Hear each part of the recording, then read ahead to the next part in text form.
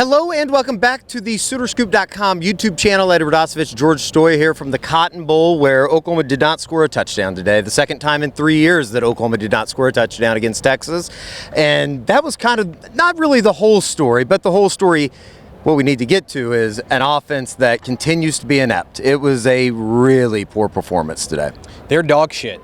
Straight up, plain and simple. They're not good across the board, Eddie. And I think the most frustrating part is there's no answer.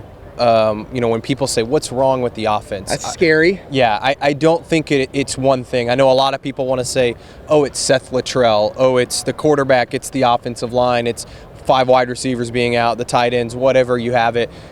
They're just not good across the board. That's the simple fact of it. And today, you saw that play out. I thought that in the first quarter, Oklahoma played the game exactly how they had to play it to win this one. They just didn't execute. They get the big turnover to start the game.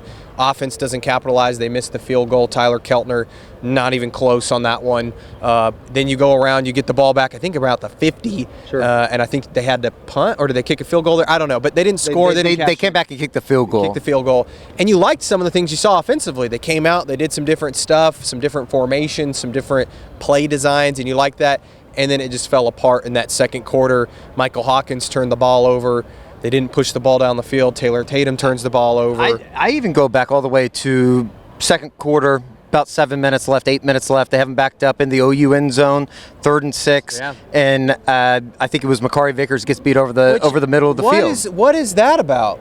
Like, I'm not going to rip. That was a momentum changer, though, because they go and score. It's 14-3. And I'm not going to rip on Makari, and that's a tough spot to come in. He hasn't played all season, and all of a sudden he's in the Cotton Bowl in the second quarter on a huge drive, 3rd down, and he's in the game, gets beat on that play, and then the touchdown run, I think it was the next play, and he doesn't fill the gap right. And it's like, we haven't seen Makari Vickers all season. All of a sudden he's in the Cotton Bowl. So I didn't understand that. But, defensively, I thought Oklahoma played pretty good overall. They missed some tackles. They gave up some big plays. But, man, they were dealt a short hand. And I think part of the issue is Oklahoma, Brent Venables, Zach Alley, they know that they have to play perfect on that side of the ball to have any chance. And so that's why you see them, they're getting calls in late.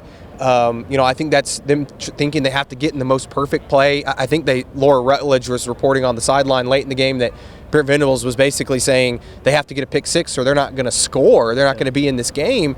And when you're playing like that defensively, you're bound to make some mistakes. You're going to be pressing. You're going to get gassed. I mean, at the end of the game, those guys are just tired, so they're giving up some big plays. They're missing tackles. And so I understand there's some frustration with the defense, and they got to play better in spots.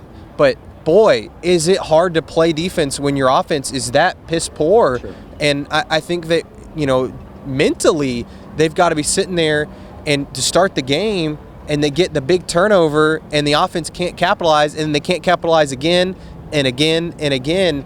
And it's just got to be demoralizing at this point. Yeah, and it's kind of a point of no return now. Obviously, they made the quarterback change. Brent Venables was asked after the game if they thought about making another move and maybe putting Jackson back out there. They said they didn't think about it. I don't think Michael Hawkins was necessarily bad today. Held on to the ball quite a bit. It seemed like how many times was he aggressive?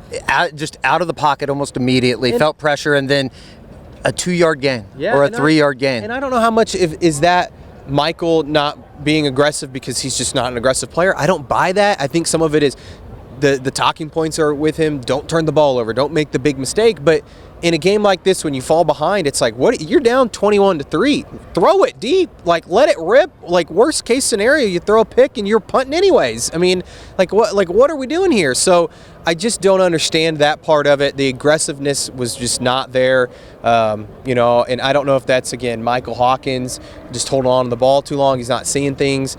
Ultimately, a lot of it falls on Seth Luttrell and this offensive coaching staff, but it's also hard for me to sit here and say, it's all Seth Luttrell's fault. Like, I think that part of the issue is they don't have any playmakers on offense. I mean, other than Javonte Barnes, and everybody wants to see more Taylor Tatum. Well, the problem with Taylor Tatum is he's busting a lot of times, and especially in pass protection, he's missing guys, and you can't have that out there. I thought Javonte was really the only bright spot on this offense, and even he didn't. I mean, some stuff to the outside, but I don't know, Eddie. It's all bad. It's all bad. There's no answer, and it's the problem for Oklahoma is it's not getting any better. So how they get to 6-7 wins is beyond me. Like, they're going to need some breaks. I thought it was very telling. George, after the game, asked Brent Venables if he could hang his hat on anything with this offense, and it took him a second. It took him a second, and he didn't really have an answer. Here is Brent Venables after the game talking about just the frustrations and everything overflowing with this offense. Any one thing that we can hang our hat on? I mean, obviously we haven't been very good, this season, and we got to get better everywhere. And I like the leadership. I like the will of this team, the hunger. Again, we got to help guys when you got some guys that are inexperienced. We got to continue to help them, get them to again know what to do every play, be able to play in a competitive way against whoever we're lined up against. And I thought again we flashed. I thought again there's a lot of really good things that we saw in the first half. And again, just having the ability to sustain those things is what we missed today. Whew, it's concerning. I don't know where they go from here. They don't have answers, Eddie. Right. You said it before, and you heard it from Brent there. I think it's incredibly frustrating for them because there are no answers right now offensively. It's just not there. Like Brent basically said, they do not have a single thing that they can hang their hat on right now. And as a football team, you're 6 weeks into the season. And the fact that you're saying that is a really bad sign. And, I put it out during the game. Look, I don't think Brent Venables is going to get fired this year by any means. They might have to make some staff changes on the offense. But however Brent goes about it, the rest of this season, which, again, I don't think they're fixing it this year, but the rest of this season and beyond is going to define his tenure at Oklahoma because it's clear he's fixed the defensive side of the football. They've got some unbelievable playmakers there. It sucks that we can't highlight a guy like Eli Bowen, who was just sensational. He's probably the best player on OU's defense today. He was phenomenal. I thought Danny Stutzman, he missed a couple tackles, but was really good at times today. That defensive line got after Quinn Ewers, especially early in the game. Like I thought, they didn't necessarily get any sacks. They had just one sack today, 5-1, Texas to OU. Yep. But they did get pressure enough to make him get out of the pocket, make him make some forced decisions. I thought overall defensively they played well enough to win the football game, and it was hard to judge them because I think Texas also kind of got conservative until they threw the halfback pass there late in the game. But I think that. Look, that's the part that sucks for Oklahoma is that they're playing really good defensive football, playing well enough to win, and the offense is just so inept that it's going to be tough to win football games. You look at South Carolina, they took Alabama to the wire today. In Tuscaloosa. They're going to come into Norman needing a victory. I think they've lost 3 in a row, 4 in a row, something like that. So it's that South Carolina game was one everybody thought would be a win. I have no idea. Maine, obviously, they'll win that game, but it's tough, Eddie. It's tough sledding here. I don't know what they're going to do. I think quarterback, you continue to go with Hawkins, I guess. Part of me thought today maybe you put Arnold in, but it's all bad, man. There really are no answers right now for OU offensively. It's an extremely tough watch. I don't think that there's a whole lot of confidence that they are going to move the football. And even when they do, it's like, can you get another first down? I mean, we're talking about stacking first downs. Second time in 3 years, Oklahoma does not score a touchdown at Do you think this was the worse? Cotton Bowl. This was worse than the 2022 performance? I think it was worse just for the fact that you had a functional offense, right? You had a functional quarterback. You had a functional game plan, I think. Yeah.